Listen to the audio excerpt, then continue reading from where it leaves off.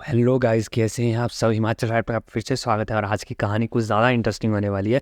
लेकिन उससे पहले मैं आपको बता दूं, जो आप यहाँ पे लाइट्स वगैरह देख रहे हैं, ये सब आपकी वजह से आया है। मतलब मुझे इतना कॉन्फिडेंस आया कि मैं अपने लिए एक लाइट बाय कर सकूँ, पीछे थोड़े से स्टिकर्स बाय कर सकूँ, एक माइक बाय कर सकूँ। तो इसके लिए thank you so much guys, आपने मुझे इतना सपोर्ट कर रहे हो और एक दिन मैं ज़रूर वायरल होकर दिखाऊंगा।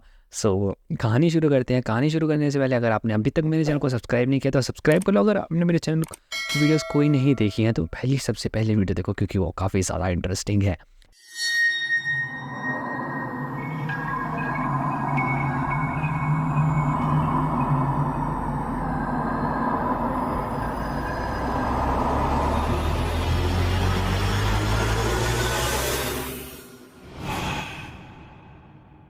सो कहानी शुरू करते हैं। ये कहानी है मुझे भेजी मध्य प्रदेश से। अब मध्य प्रदेश में मेरे एक दोस्त रहता है, मतलब हम पहले साथ में पढ़ा करते थे। उसके पापा आर्मी में है। सो वो मेरे साथ आर्मी स्कूल मतलब पहले पढ़ा है और फिर हम सेंटर स्कूल में पढ़े हैं। सो वहाँ पे आर्मी वालों के बच्चे पढ़ते थे, तो वो भी वहीं पे पढ़ता था। उसने मुझे कहानी भेजी है, उसके गाँव की कहानी है। सो हुआ क्या था कि मतलब वो काफ़ी ज़्यादा लगभग छोटा सा बच्चा हुआ करता था। तो उसके घर वाले शहर में रहा करते थे, उनके गांव में ज़मीन हुआ करती थी। सो वहाँ पे ना क्या हुआ करता था कि वहाँ पे एक ज़मीन थी उनके घर वालों की, और वो काफ़ी ज़्यादा सुनसान ज़मीन थी। मतलब वहाँ पे कोई रहता नहीं था, वो शहर शहर में रहा करते थे। सो एक बार उनके पापा ने डिसाइड किया कि एक काम करेंगे कि हम ना उस घर को चेक करके आएंगे कि कैसा है वो, क्योंकि इतने साल हो गए उन्होंने अभी तक उस घर को देखा तक नहीं। वो चाहते ही नहीं है, घर खंडर बन चुका होगा अब तक तो, और उनकी ज़मीन भी ख़राब हो चुकी होगी। सो एक बार उन्हें मुआयना कर लिया और उन्होंने बस सोचा कि वो बेच देनी है। तो क्या हुआ कि वो पापा उनके गए, वहाँ पे मम्मा वगैरह उनकी घर पे ही थी। तो मम्मा ने बोला कि आप जाइए, आप मुआयना करके आइए, मैं बच्चों का ख्याल रख रहा हूँ, क्योंकि उस टाइम वो भी छोटे हुआ करते थे बच्चे। सो मेरा दोस्त भी काफ़ी ज़्यादा छोटा हुआ करता था, तो उसकी एक बहन थी। ऐसे ऐसे हुआ, उसके पापा चले गए। सो जब गांव पहुंचे, गांव में काफ़ी ज़्यादा लोगों की भीड़ इकट्ठा हुई। वो मतलब क्या हुआ, सब एक दूसरे को टकाटक देख रहे थे। तब पता चला कि वहाँ पे ना एक एक्सीडेंट हो गया, मतलब किसी की डेथ हो गई एक्सीडेंट में।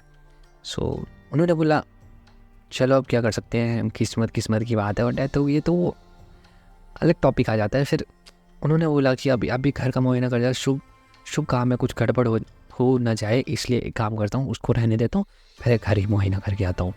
सो उन्होंने बोला कि वैसे भी रोड में एक्सीडेंट तो होते रहते हैं। उन्होंने बोला घर का मुआयना करके आता हूँ। घर में गए। अब जब घर के अंदर गए तो वहाँ पे एकदम मतलब सब कुछ टूटा फूटा है, खंडर टाइप बिल्कुल। ऐसे जैसे वो अंदर गए तो सन्नाटा सा छाया हुआ था, मतलब इतना वीरान इलाका था।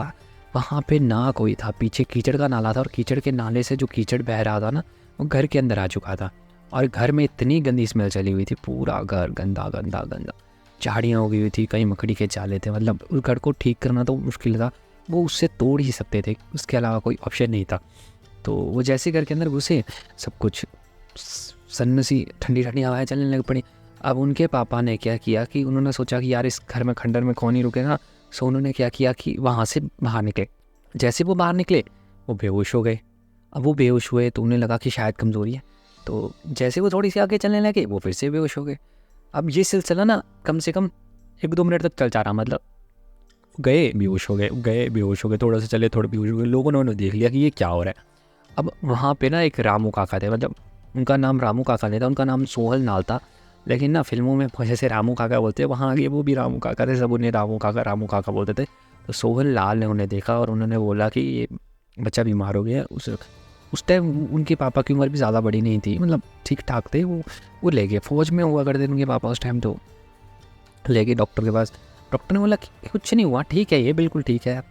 तो अब ये सब चलता रहा। तो जैसे ही घर आए तो उनका पापा का नेचर बदल गया था। मतलब अचानक से मम्मी से अलग जैसे बात करने लगे, दादा दादी से अलग जैसे बात करने लगे। वो गंदगी में रहना पसंद कर रहे हैं पापा, गंदे गंदे बन के रह रहे हैं, उनसे स्मेल आ रही है। उन्होंने पापा ने वॉशरूम भी टॉयलेट की जगह अपने कपड़ों में ही कर लिया है। ये कैसे हो सकता है भाई, इतना बड़ा आदमी अपने अंदर पेशाब करेगा तो कैसे पॉसिबल है ये सब कुछ चल रहा था। पापा ये बीमार थे। दादा ने देखा, दादा को थोड़ा शक हुआ। दादा ने आए, दादा ने बोला इधर आ बेटा। वो नहीं आया, वो चिड़चिड़े जैसे हो गए पापा। पापा ने बोला मैं नहीं आऊँगा, क्या कर सकते हो आप। उन्होंने बोला बेटा, अरे उन्होंने बोला प्यारा, मेरा प्यारा बच्चा आ जा, इधर आ जा।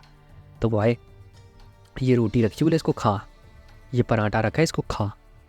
तो बोला मैं नहीं खाऊंगा। बोला खा तो सही। बोला बहुत गंदा है, अच्छी मैं नहीं खाने वाला। बोला खा तो सही बेटा। उन्होंने खाया, बहुत गंदे तरीके से खाया, ऐसे हाथों से ना ऐसे मसल मसल के वो खा गए, ठीक है, बहुत गंदे तरीके से। बोला छी छी कितना गंदा। फिर उन्होंने थोड़ी देर के बाद पुरानी बासी रोटियाँ पड़ी थी वो लेकर आए। तो उन्होंने बोला यार ये तो काफ़ी ज़्यादा टेस्टी है। उनके पापा ने बोला, पापा को दी, और मेरे दोस्त के पापा ने बोला कि ये तो काफ़ी ज़्यादा टेस्टी, मैं तो यही खाऊंगा। दादा को शक हुआ कि कुछ तो हुआ है। दादा ने पड़ोस वाले अंकल को बुलाया और बोला कि ये गाड़ी करो। गाड़ी की उन्होंने, और वहाँ पकड़ के उसे बाबा के पास ले गए। तो बाबा के पास ले जाने जब लगे तो पापा कीचड़ के ढेर में जाके घुस गए, मतलब गाड़ी से निकल के जल्दी जल्दी गाड़ी के अंदर बिठाया और कीचड़ के ढेर के अंदर नहाने लग पड़े, कीचड़ से ही नहाने लग पड़े। तो जैसे ही मंदिर में घुसे, मंदिर के पास बाबा के पास लेकर गए तो बाबा ने बोला कि इनको भूत लगा है। अब कैसा भूत? ये बोला ये है खबीस भूत। खबीस भूत कैसा भूत होता है? अरे खबीस भूत वही भूत होता है जो गंदगी में रहता है, उसे कीचड़ पसंद है और वो गंदा गंदा रहना पसंद करता है। बोला ऐसा भी कोई भूत होता है? बोला ये वही भूत है।